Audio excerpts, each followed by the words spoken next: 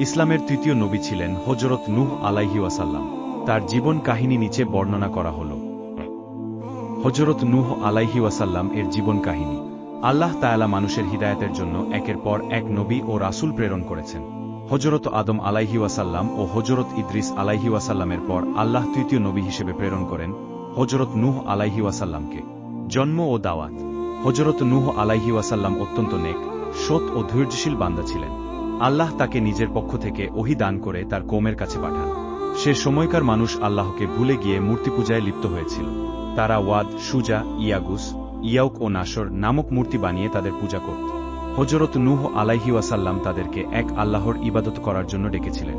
তিনি প্রায় 950 বছর ধরে নিরলসভাবে দাওয়াত দিয়েছিলেন।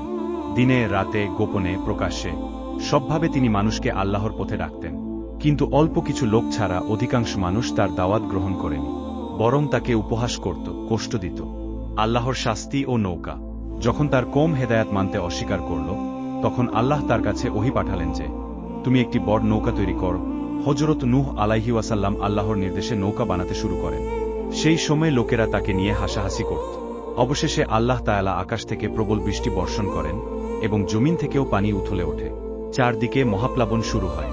হযরত নূহ আলাইহি ওয়াসাল্লাম আল্লাহর নির্দেশে তার নৌকায় ঈমানদার মানুষদের এবং প্রতিটি প্রাণীর এক জোড়া করে উঠিয়ে নেন।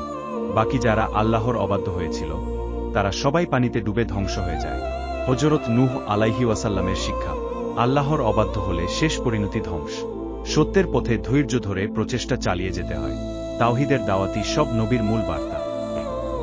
সংক্ষেপে, হযরত নূহ আলাইহি ওয়াসাল্লাম ছিলেন ইসলামের তৃতীয় নবী।